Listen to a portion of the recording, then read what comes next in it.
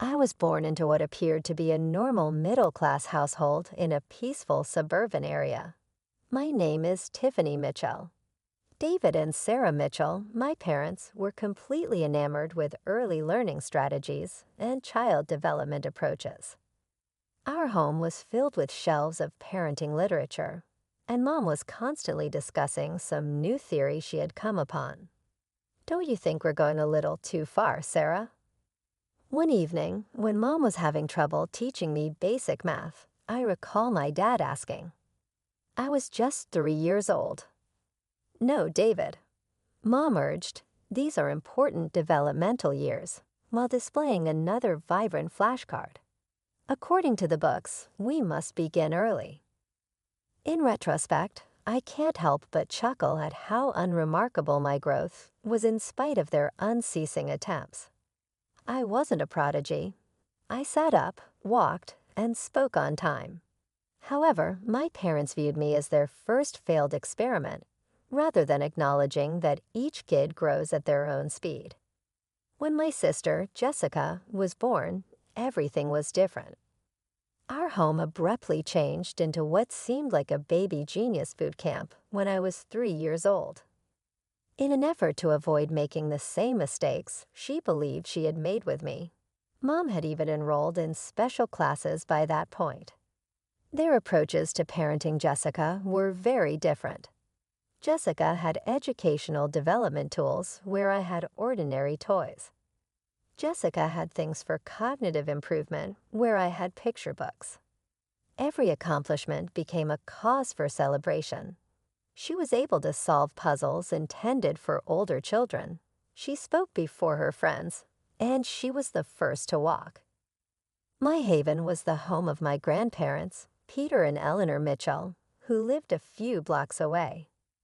They gave Jessica and I the same amount of love and care, treating us in the same way.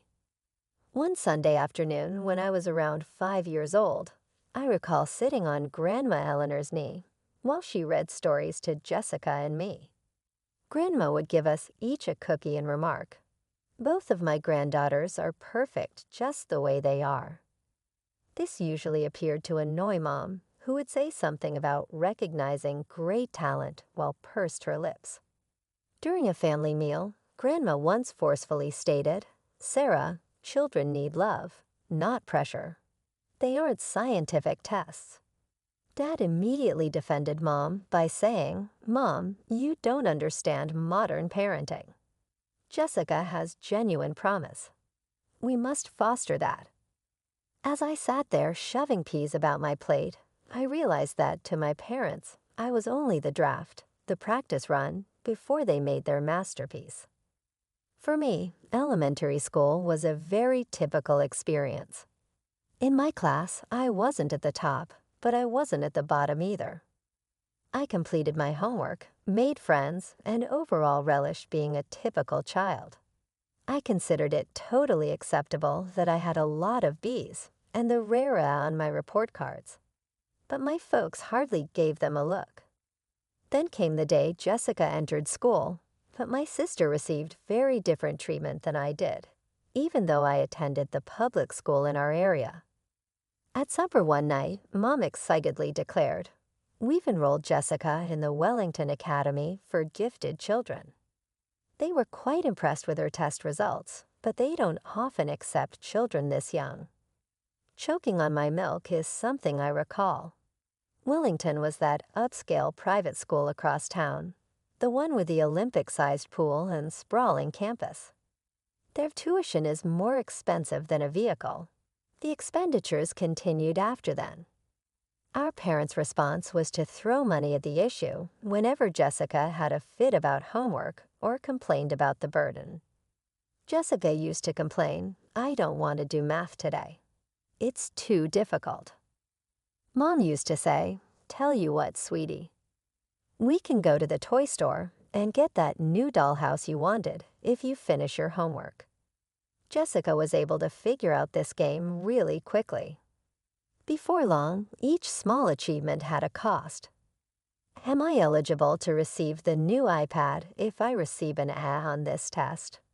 Or if you buy me those designer shoes, I'll get extra credit. In the meantime, I worked on my schoolwork by myself at our kitchen table without any incentives or special treatment. I once received the best grade in my class for a scientific project that involved building a model of the solar system. When I showed Mom what I had spent weeks making, she simply nodded and remarked, "That's nice, honey." Did you hear that Jessica was admitted into the program for advanced mathematics? When I was 13, the last straw, I had just completed adorning my room, which was the larger of the two children's bedrooms, with pictures of myself with my friends and posters of my favorite bands. Although it wasn't very elegant, it served as my haven and place of refuge. Our parents were watching TV one evening when Jessica barged into the living room. She put her fists on her hips and said, "I want Tiffany's room. Mine is too small for all my things, and I need more space for my study area." I was sure that our parents would reject this absurd request, so I looked up from my book. Rather, Mom and Dad looked at each other. "You know, that makes sense," Dad said. "Jessica does have a lot more equipment and educational materials." "What?" "No," I protested. "That's my room. I've had it since I was little." But my objections fell on deaf ears. The very next day, while I was at school, they moved all my things into Jessica's smaller room. When I came home, I found Jessica already settled in my old room, her expensive desk taking up the space where my bed used to be. "This is so unfair," I shouted, tears streaming down my face. "Life isn't fair, Tiffany," Mom said dismissively. "Your sister needs the space more than you do. Don't be selfish." I slammed the door to my new, smaller room and collapsed onto the bed that barely fit in the space. That night, as I stared at the unfamiliar ceiling, I realized something important. In this house, I would always come second. High school graduation was approaching, and I'd spent months researching colleges, writing applications, and dreaming about my future. I had decent grades and some good extracurricular activities on my resume.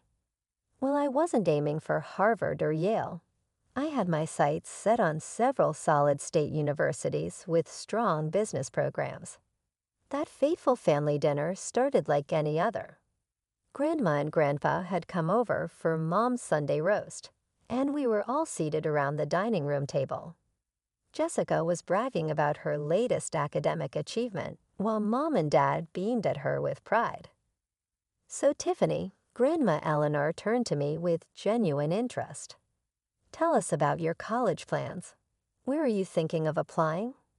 I straightened up in my chair, excited to finally share my plans. "Well, I've been looking at State University's business program there." "Oh, about that," Mom cut me off mid-sentence, setting down her fork with a sharp clink against the plate. "We've been meaning to discuss this with you, Tiffany. Your father and I have decided we won't be able to help with your college tuition. We need to save all our resources for Jessica's education. She's got a real shot at the Ivy League, and that's not going to be cheap."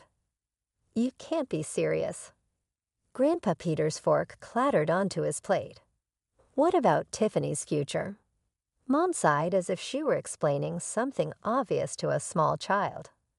"Look, we have to be realistic here. Jessica is gifted. She has real potential. Tiffany is ordinary. She can get a job right out of high school, or maybe take some community college classes if she saves up." "How dare you?" Grandma's voice shook with anger. "How can you dismiss your own daughter like this?" "Oh, please," Dad snapped, his face reddening. "Let's not pretend here. Tiffany's never shown any exceptional abilities. Higher education would be wasted on her. We're just being practical." I couldn't take it anymore. The walls felt like they were closing in. Shoving my chair back, I ran from the table, tears already streaming down my face. Behind me, I could hear the continued argument, my parents' so-called logic clashing with my grandparents' outrage. A gentle knock came at my door about 15 minutes later. "Tiffany, can I come in, sweetheart?" It was Grandma Eleanor. I didn't answer, but she came in anyway, sitting on the edge of my bed. Her warm hand started rubbing circles on my back, just like she used to do when I was little. "Your grandfather and I have made a decision," she said softly. "We're going to pay for your college education. All of it." I rolled over, wiping my eyes. "What? But that's too much money." "Nonsense," she smiled, reaching out to brush my hair from my tear-stained face. "You deserve an education just as much as anyone else.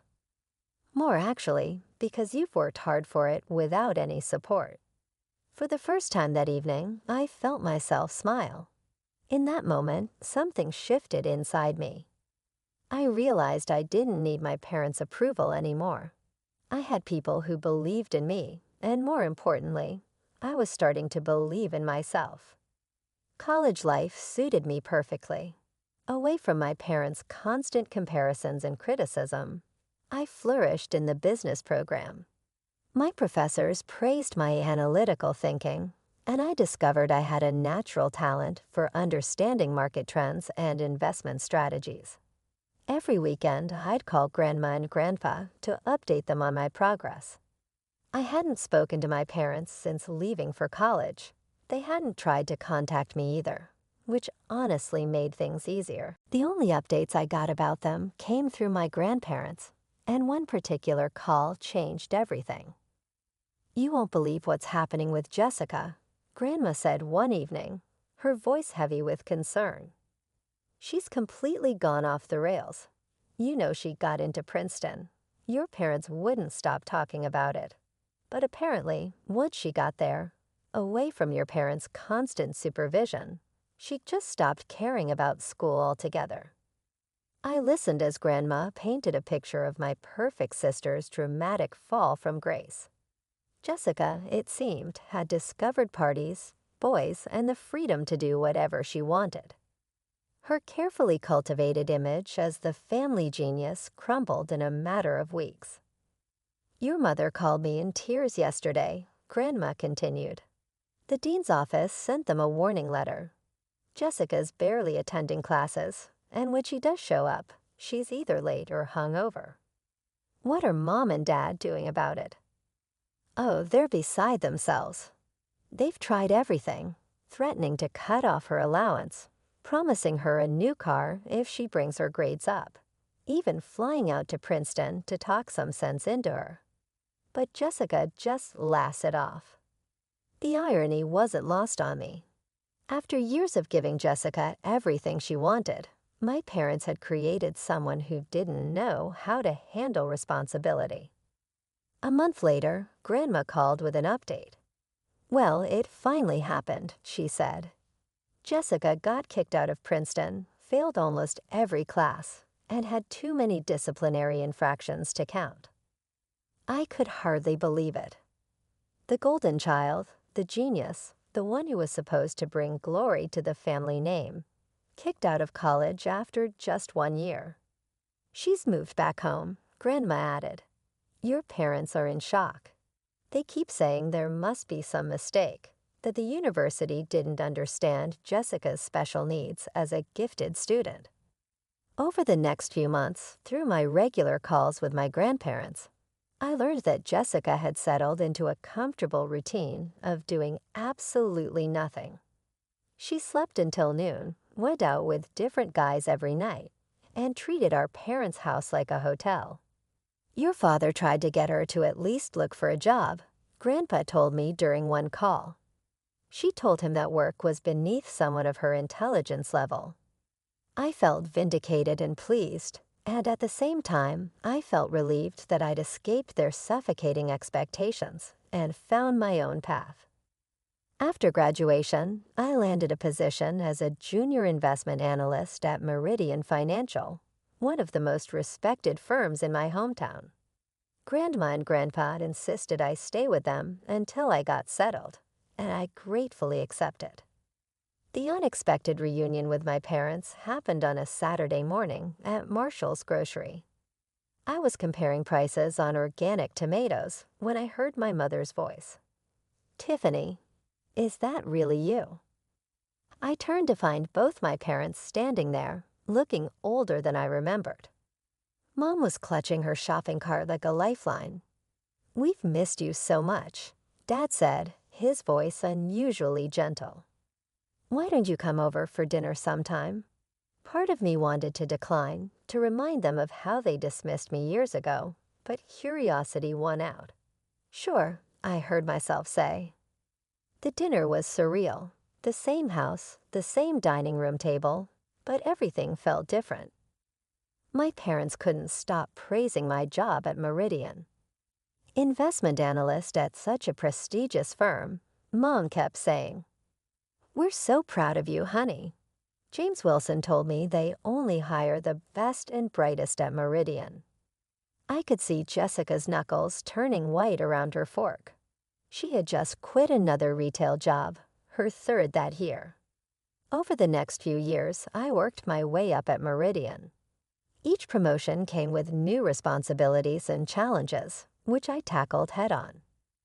My parents started inviting me to regular family dinners, and I accepted occasionally, maintaining a careful distance while allowing them back into my life. Jessica continued her pattern of short-lived jobs and longer periods of unemployment, never leaving our parents' house. She'd work as a waitress for a few months, then quit because it was beneath her. She'd try reception work, then leave because it was too boring. Everything changed again at one of our family gatherings. Jessica burst through the front door, dragging along a tall, well-dressed man in his 30s. "Everyone, this is Charles," she announced triumphantly, "my boyfriend." Charles was polite and well-spoken, clearly from money. Jessica spent the entire evening shooting smug looks my way. "See," she finally said during dinner, her voice dripping with satisfaction. "I bet you didn't expect me to find someone before you did, Miss Career Woman." I just shrugged and took another bite of Mom's pot roast. Jessica's attempt to get under my skin felt childish, especially given everything I'd achieved. My parents, however, were completely smitten with Charles. They hung on his every word about his family's real estate empire and his private school education. When he left that evening, promising to take Jessica to some fancy restaurant the following weekend, Mom pulled me aside. "Isn't it wonderful?" she whispered excitedly. "Charles comes from such a good family. They own half the commercial properties downtown. Jessica's finally found her path to success." I didn't bother pointing out that dating a rich man wasn't exactly a career achievement. Some things never changed. My big break at Meridian Financial came when I spotted a critical error in one of our major investment portfolios. The senior analysts had overlooked a pattern of high-risk investments that could have cost our clients millions. I stayed up 3 nights straight, analyzing data and preparing a comprehensive report. "Miss Mitchell, this is remarkable," Mr. Davidson, our CEO, said during the emergency meeting I had called. "How did you catch this?" I noticed inconsistencies in the risk assessment models, I explained, walking them through my findings. "If we redistribute these investments now, we can not only avoid losses, but potentially increase returns by 12%. My strategy worked better than anyone expected. Within 6 months, the restructured portfolio showed a 15% increase in returns. Clients were thrilled, and Meridian's reputation soared. I followed this success by developing a new investment algorithm that helped identify emerging market opportunities before our competitors. Then came the day that changed everything. I was called into the boardroom, expecting another routine meeting. "Tiffany," Mr. Davidson began, "we're creating a new position of investment director, and we want you to fill it." I nearly dropped my coffee cup. "Investment director? That would put me in charge of all investment strategies for the firm. It was a massive promotion, skipping several traditional career steps. The first people I called were Grandma and Grandpa. They were beside themselves with happiness and pride. I shared the news with my parents at our next family dinner. To my surprise, they seemed genuinely excited. "This calls for a celebration," Mom declared. "You must have a party." I was thinking of reserving a private room at Limon, I said, referring to an upscale restaurant downtown. I could invite the whole family and— "Oh, no, no," Mom interrupted, waving her hand dismissively. "You should have it here. Your father and I will help organize everything. It will be much more personal, more special. I'll invite all the relatives, order catering from that wonderful place on Oak Street." Her enthusiasm was infectious, and I found myself agreeing. Over the next week, I transferred money to my mother's account for the party expenses, and she kept me updated with regular phone calls. The evening started with such promise. I arrived at my parents' house wearing my favorite black cocktail dress and pearl necklace, a graduation gift from my grandparents. The house was beautifully decorated, with fresh flowers on every surface and elegant place settings at the dining table. The caterers had outdone themselves. The aroma of gourmet food filled the air. Family members were already there, mingling in small groups. My grandparents gave me warm hugs. Aunt Susan kissed my cheek, and Uncle Robert patted my shoulder. Jessica was holding court in the living room, wearing a stunning blue designer dress with Charles by her side in an expensive suit. Once all the guests had arrived, we gathered around the large dining table. I stood up, champagne glass in hand, ready to make my announcement. "I'd like to thank everyone for coming tonight." "Oh, sweetie, let me." Mom jumped up, cutting me off mid-sentence. Her voice was almost singing with excitement, but not for the reason I expected. "We've gathered here today," she announced, beaming at the assembled family members, "to celebrate a wonderful occasion. Our beautiful Jessica and her wonderful Charles are engaged to be married." The room erupted in gasps and congratulations. Jessica pretended to blush while showing off a massive diamond ring I hadn't noticed before. Charles smiled proudly beside her. I fell back into my chair, my champagne glass nearly slipping from my numb fingers. This couldn't be happening. The party I had paid for, my promotion celebration, had been hijacked for Jessica's engagement announcement. Looking around the table in disbelief, I saw nothing but genuine happiness on everyone's faces. Even my grandparents were smiling and congratulating the happy couple. That's when it hit me. None of them knew this was supposed to be my celebration. My parents had invited them to an engagement party, not a promotion party. My chair scraped against the floor as I stood up, anger burning in my throat. But before I could say anything, I felt my father's iron grip on my wrist. He pulled me close, his smile never wavering for the benefit of the guests, but his whispered words were ice cold. "Don't you dare make a scene," he hissed through clenched teeth. "If you ruin this for your sister, we'll cut you off completely. No inheritance, no family, nothing. Sit down and smile." I yanked my hand away from my father's grip. "No," I said, my voice cutting through the cheerful chatter. "Everyone needs to know the truth." The room fell silent. Jessica's smug smile froze on her face. "This party," I continued, my voice growing stronger, "was supposed to be celebrating my promotion to investment director at Meridian Financial. I paid for everything, the food, the decorations, all of it. My parents took my money and turned my celebration into an engagement party for Jessica without telling me." Gasps and whispers filled the room. Aunt Susan's hand flew to her mouth in shock. "That's not true." Mom tried to interrupt, her face flushing red. "Tiffany, stop this nonsense right now." "Show them the invitation, Aunt Susan," I said calmly. "What does it say?" Aunt Susan fumbled in her purse and pulled out the cream-colored card. It says, "Join us in celebrating the engagement of Jessica Mitchell and Charles Aldrich." Charles stood up slowly, his face darkening. "You told me this was a family dinner where you'd announce our engagement. You never said anything about stealing your sister's celebration." "Charlie, baby, let me explain," Jessica started, but he cut her off. "No, I've seen enough." He turned to me. "I'm sorry, Tiffany. I had no idea." Then he looked at Jessica.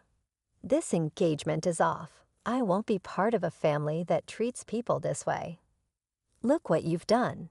Jessica shrieked at me as Charles walked out. "You've ruined everything. You're just jealous because I found someone, and you're still alone." "Jealous?" I laughed incredulously. "I'm the investment director of a major financial firm. I don't need to steal someone else's party or trap a rich man into marriage to feel successful." "That's enough," Dad roared, standing up. "You've gone too far, Tiffany. You're no longer part of this family. Consider yourself disinherited." "Fine by me," I said. But before I could continue, Grandpa's voice boomed across the table. "Actually, David," he said, standing up with Grandma, "your inheritance won't matter much. Eleanor and I have already changed our will. Everything we have is going to Tiffany." "What?" Mom gasped. Grandma said she's the only one in this family with any integrity, in a stern voice. "We've seen you push Tiffany aside and preferred Jessica for years. No more." After that, the night turned into a flurry of activity. Family members started hurrying off in embarrassment. My parents stared in startled silence as Jessica fled upstairs crying. I held my head up as I scooped up my bag and made my way to the door. I said goodbye without turning around. "Don't contact me again." 3 years have passed since then. Jessica and my parents haven't talked to me since that evening. According to rumors, Jessica is still living at home and is upset over losing Charles and his money. I disabled my parents' numbers after they made a few unsuccessful attempts to contact me. But my grandparents continue to be my pillars of support. They're more proud of my accomplishments than my parents ever were, and we eat supper together every Sunday. On occasion, when I reflect on that evening, I see that it was the finest possible outcome. I no longer had to look for acceptance from those who would never really offer it to me. I was announced as Meridian Financial's youngest CEO last week. When I told my grandparents, Grandpa opened a bottle of champagne he had been putting away for a special occasion, and Grandma broke down in tears of joy. He toasted to authenticity and to forge your own path. I grinned and lifted my glass. I was at last precisely where I was supposed to be.